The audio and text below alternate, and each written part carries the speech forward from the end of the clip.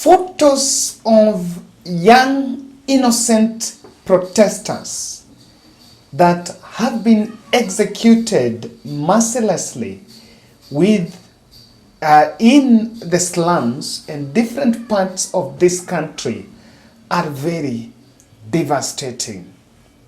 And to say the least, it is not really cool that the political leadership has gone back to the curves to protect security officers, even though it is very clear that things are not going on right in the country. And the discussion about people that have been killed is not one that we can put to rest now.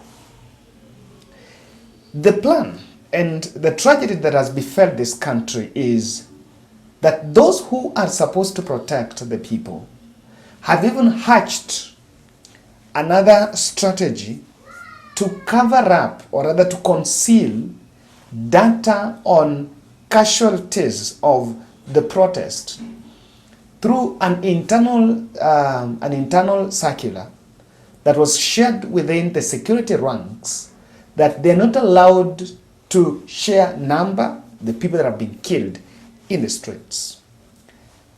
However, the international community is not asleep and is putting a clean and is giving a Kenya close-up just to ascertain what exactly is going on. And yes, since yesterday, Kenyans invaded the Facebook page of ICC, asking them to put a close eye on what's happening in the country. In fact, some went under the hashtag of arrest Ruto. And when I was following up, I actually got a report that I want us to share here. That the way ICC works is that they don't come in to investigate without the nod of the host government, but they allow for the internal litigation process to be exhausted. But then it also gets to the extent or the threshold where they come in. It is very clear, according to information that have been shared in public, that since the protests started in March, more than 30 people have lost their lives. Just the other day, 300 protesters were arrested. Dozens more than 100, and Kenyans more than 100 are maimed and wounded in different hospital beds. Now, according to the report that has emerged here, is the way ICC works is that they have dispatched an advance team in the country working closely with the human rights organization to collect raw data on the Kenyan crisis.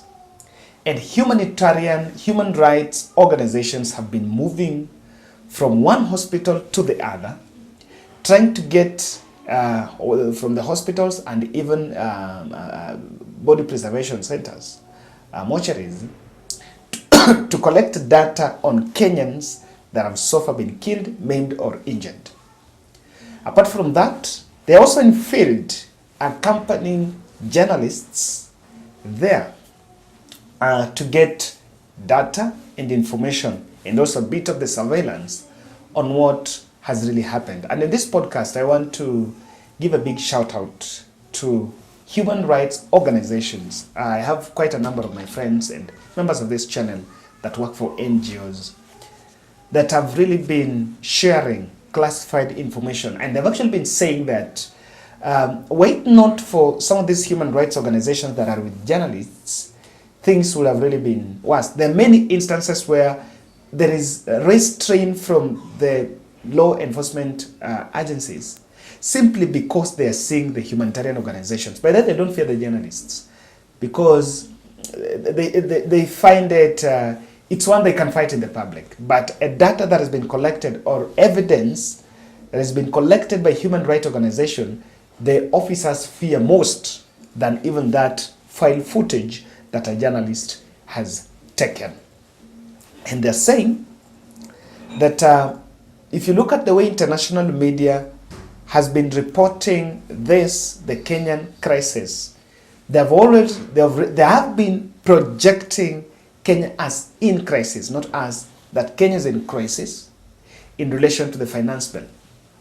While the political players in the country have been insisting and splashing photos, selectively taken photos, and even others are just, recycled photos of the times when there were no crisis in the country, that things are well. This is simply because selfishly, those who sometimes are in power are committed to portray a picture that nothing is going on. But I don't think you can hide the truth for too long. And so ICC has made a move to put a keen eye on what's happening in this country. That is what I want to explain why that move.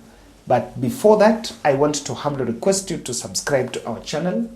And we are doing 100 subscribers challenge. This challenge is targeting to increase our subscription. So what we are simply asking is, just confirm, have you subscribed? 100 subscribers challenge is in a day we get 100 subscribers. For the last 2 days, we've been achieving it. And I believe even today, we'll be able to achieve the target. And thank you very much for those who are sharing our videos and also those who are checking on us. But they check on someone next to you, someone you know, how is he, how is she, what is the situation? Because people are really going through some very tough spell now. I've been receiving quite a number of calls on how there are disruptions in work and they can't put even food on table. This move is very deliberate and intentional because of these three reasons. Kenyan government has demonstrated non-commitment on investigations. And this is it. The political leadership is out defending the police and saying that everything is right. They're defending the police while calling out the Azimio leaders, while the international community are actually calling out the police on these atrocities committed. And so, government has remained non-committal. Remember, this is not the first time you're having an encounter, a discussion about ICC. Sometimes in the some past years, I think some years ago, when Kenya went down in 2007 after that crisis, there's some good Kenyans that were taken to ICC. Those cases either collapsed or were collapsed, ended under the guise of lack of evidence. But not that it was lack of evidence, it was because the Kenyan government was non-committal on supporting the court. Remember, investigations, the court only comes in to investigate later, but the whole thing is investigated by the Kenyan government. So, according to the jurisdiction, for example, they can't arrest anyone. So it's Kenyan government to arrest and hand over to them. But with our past, they know very well that Kenya has been non-committal and they cannot depend on it.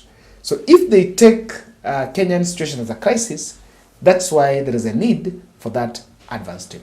Number two, there is sheer police brutality, and this is already a red alarm. You can't deny, you can take a position on this brutality in respect to your political affiliation. But the gospel truth cannot change. The young Kenyans that are killed, that are dying in the streets, are dying not because it is very clear, and you cannot deny the fact that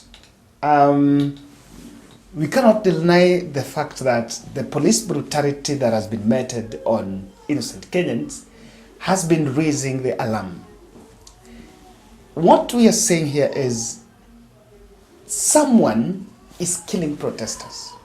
Protesters are not shooting themselves. It's either those who've sent in the operation or militia within the security forces or goons planted by politicians. There is no any other way out of it. Truth be told, there is no any other discussion or any other diversion around it. It's just scapegoating. But that is the truth. And so because of this, they've already known very well that probably it's also going to help contain the situation. Lastly, you can see the interest, the international vested interest in the Kenyan crisis. There is a lot of international vested interest. Yesterday, immediately European ambassadors gave a statement calling on dialogue to end the stalemate and also calling out the police on what had been happening. Russia came out in defense of William Ruto, saying that those ambassadors are interfering with our internal affairs. It is very clear. Now, a country like Russia reacting while themselves they're in some sort of a war is already alarming. I think it's a welcome call for ICC to come in. Thank you.